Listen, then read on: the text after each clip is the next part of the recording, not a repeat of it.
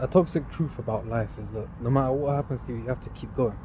And I've said this before, but I kind of just want to reiterate it. Because it's like, we live life on a treadmill, if that makes sense. So, you live life on a treadmill, right? You need to keep going forward just to, stay afloat. It's kind of like the same thing as, swimming.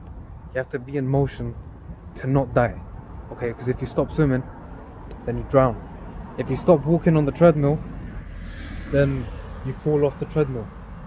So no matter what happens, you gotta keep up and you gotta stay up, and you can't just fully stop, because time doesn't stop for anyone, okay?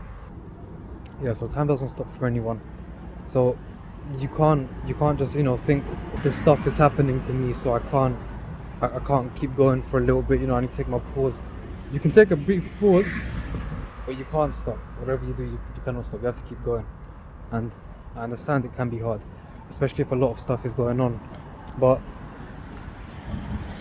it's something you gotta do. You gotta keep going. There is no stopping. I think there was a lyric in Kendrick Lamar. He's a rapper, hip hop rapper. He makes conscious music. He made a lyric in one of his songs called Father Time, and it was about his dad losing one of his parents or something of the like. I haven't heard the song in a long time, but it's something along those lines. After his relative died, he goes back to work like soon. Like he doesn't take much time off. And Kendrick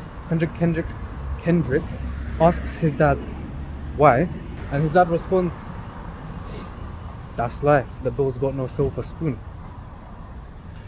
So yeah, no matter what point you are in life, you can't just fully stop, because if you fully stop, you fall behind. Okay, you gotta keep doing, even if it's just the bare minimum. You gotta do something to make sure that you stay afloat. Also, thinking towards career paths, or like how you should be, progressing in life, I suppose, or like in whatever you're doing.